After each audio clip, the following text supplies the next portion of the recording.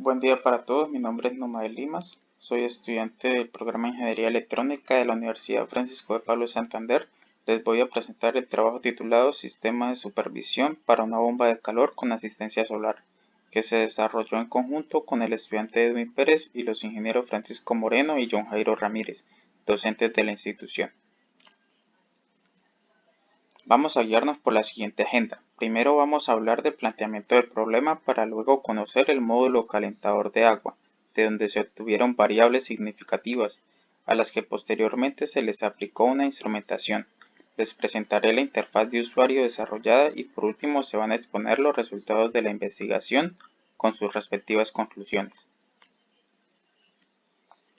Para poder darle solución a un problema, primero que todo se debe definir el mismo, planear una solución, recolectar los datos del problema para poder conocer a qué nos vamos a enfrentar, luego analizar esos datos para poder obtener la solución y observar los resultados de dicha solución. De allí nuestra pregunta: ¿cómo implementar un sistema de supervisión para una bomba de calor con asistencia solar, utilizando recursos de software y hardware libre? Con el problema definido, se tuvo que conocer el módulo al que se quiere supervisar sus procesos. En la figura 2 se puede observar una foto del sistema, en el que se aprecia el colector solar, que cuenta con un área de aproximadamente 1.6 metros cuadrados. La máquina tiene una unidad condensadora y un compresor de 9000 BTU, que trabaja con un refrigerante R22 y un flujo de aproximadamente 25 kg por segundo. La parte posterior del módulo cuenta con un tanque de almacenamiento de agua de 30 litros, que se puede observar en la figura 3. También cuenta con una bomba de agua de medio caballo de potencia, que impulsa el agua por las tuberías de PVC de media pulgada. La ecuación 1 permitió entender el comportamiento de la bomba de calor, teniendo en cuenta que el agua que entra al módulo cuenta con cierta temperatura, y de ella depende también la temperatura de salida. A eso se le suma la energía térmica proveniente del colector solar, que depende de la radiación solar y del área del colector. La energía que genera el compresor, si está encendido, depende del flujo del refrigerante R22 y de las entalpías H2 y H3, que se derivan de las temperaturas de alta y baja presión. Las energías provenientes del colector y el compresor se dividen en el flujo de agua dentro del módulo y del calor específico del agua. Vamos a dar a conocer cómo se hizo la instrumentación electrónica, la medición de las variables antes descritas.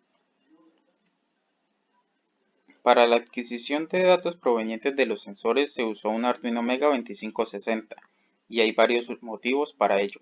En primer lugar, se quería trabajar con hardware libre. De Arduino hay muchísima información en internet. Cuenta con muchos pines analógicos, 16, y una gran cantidad de pines digitales, un poco más de 50. Esa cantidad de pines también es importante para no limitar un proyecto a futuro. Cuenta con protocolos de comunicación para ahorrar aún más espacio en las conexiones de dispositivos. Programar un Arduino la lectura de un sensor es muy sencillo. Tiene una resolución de 10 bits, que se traduce en cambios de 4.8 mV de lectura y escritura. El Arduino es un dispositivo que no necesita instalar sistemas operativos ni instalar más software que el del entorno de programación gratuito. Viene prácticamente listo para empezar a trabajar. Para el desarrollo de la interfaz se usó el lenguaje Python por su código de programación abierto. La sintaxis del lenguaje lo hace legible. Esto ayuda a encontrar errores y redactar en menos tiempo una gran cantidad de código.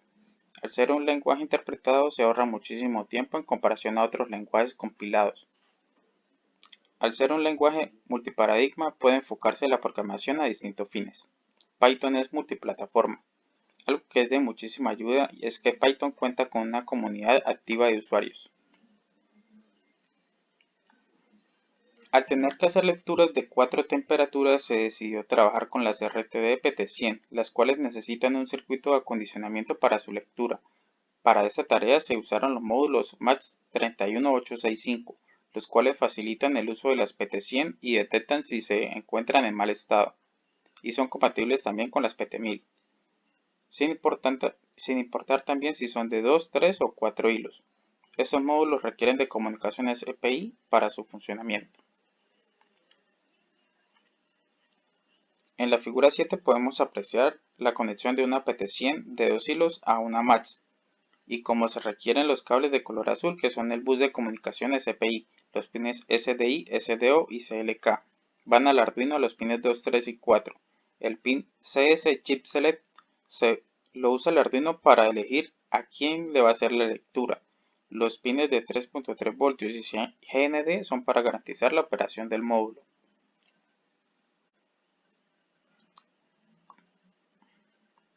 En la figura 8 se puede observar que para comunicar las 4 MAX se requieren para las PT100 que se comuniquen en el mismo bus de datos.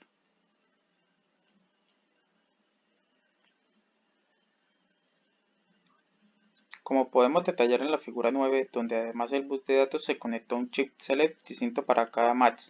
Además, todas dependen de 3.3 voltios y GND para su funcionamiento. De igual manera se conectaron entre sí, respectivamente entre ellos. Con todo eso, se logró una configuración SPI en cascada.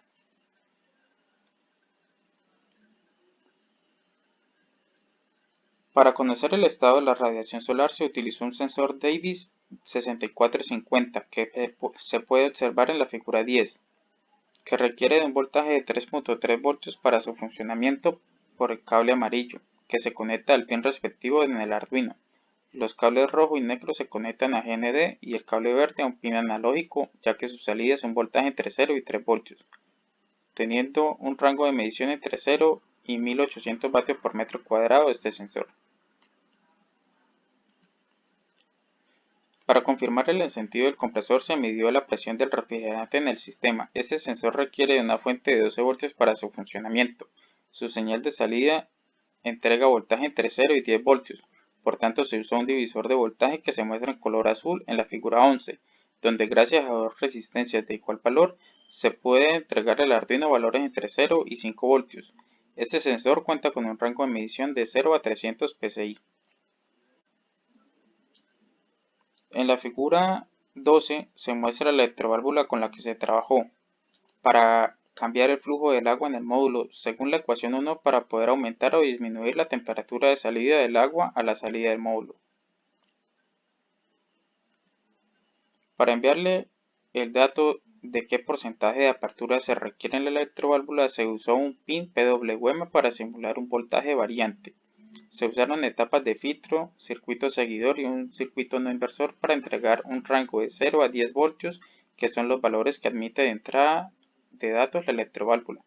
Para la confirmación de porcentaje de apertura, la electroválvula cuenta con un pin de retroalimentación, por lo que se usó un divisor de voltaje para entregar un rango de valores de 0 a 5 voltios al Arduino, que se conecta al pin analógico A2, como se ve en la figura 13. Para su funcionamiento, la electroválvula también requiere conectarse a un voltaje AC de 120 voltios. En cuanto al compresor, al ser de tipo estándar tipo on-off, se usó un pin digital del Arduino que entrega la señal a un transistor en modo de corte-saturación para activar un relé que activará la bobina de un contactor para poner en marcha el compresor. Se hizo necesario esto por la gran cantidad de corriente que requiere el compresor y para tener un aislamiento en el Arduino. Arduino más Python. La comunicación entre Arduino y Python se da de la siguiente manera. La lectura de datos de sensores se observa en la figura 15. Se empieza importando librerías necesarias, creando variables, declarando estados iniciales de actuadores para luego leer los sensores, convertir bits a unidades de medida usadas. Estos datos se envían por puerto serial y van hacia la interfaz. En el buffer se leen los datos para ver qué orden se ha dado desde la interfaz y se verifica si se ha dado un cambio en la apertura de la electroválvula o en el estado del compresor, ejecutándose continuamente esa secuencia en busca de nuevas órdenes.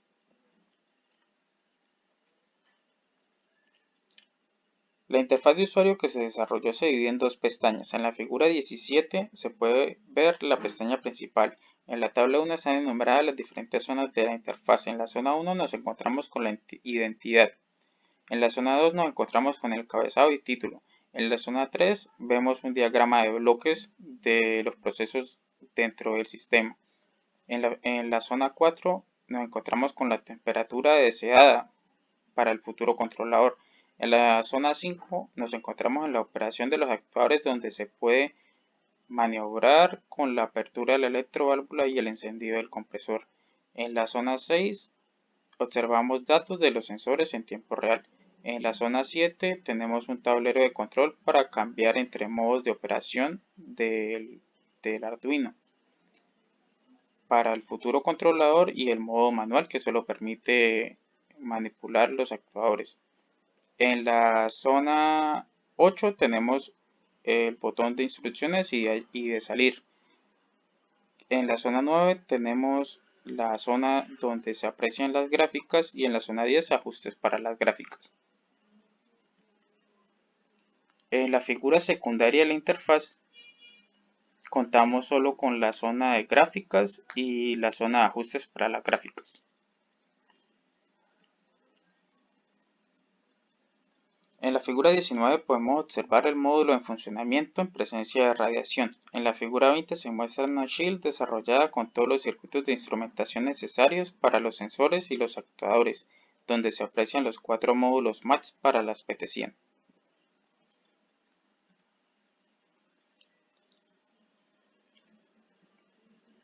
Resultados para cuando el módulo trabaja solo con radiación. La radiación presente en el día de la prueba se puede ver en la figura 22. Demostró que entre los 4000 y 6000 segundos fue alta, y allí se obtuvo el mayor rango de temperatura de la máquina, como se ve en la figura 21. Para el 10% de apertura, para el 100% de apertura no se notan grandes cambios de temperatura, aproximadamente solo de 3 grados. La energía presente en el agua está dada por la ecuación 1. Nos permitió observar que en la energía del agua que se ve en la figura 23 se hizo mayor cuando el caudal era alto, es decir, a 100% de apertura en la electroválvula y bajo en el 10% de apertura.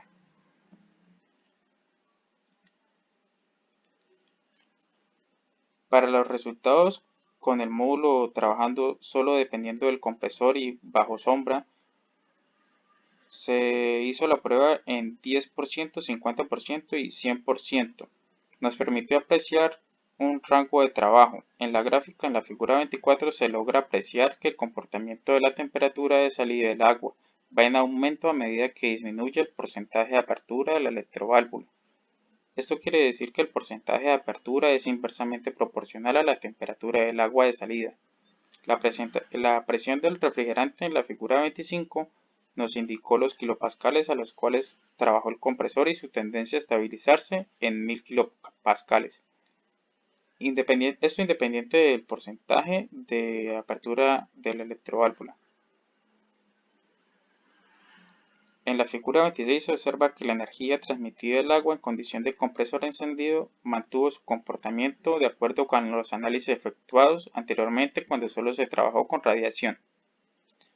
Entender estos resultados obtenidos en la máquina nos permitió establecer un rango de operación entre 32 grados y 60 grados para el usuario final, y que mediante por código de programación se tomará la decisión de qué porcentaje de apertura es el indicado para una temperatura solicitada. El modelo matemático que se obtuvo correspondió al comportamiento del sistema, permitiendo entender cómo funcionó en diferentes condiciones, es decir, bajo los cambios de radiación y temperatura de entrada del agua que fueron variables. Muchas gracias por su atención.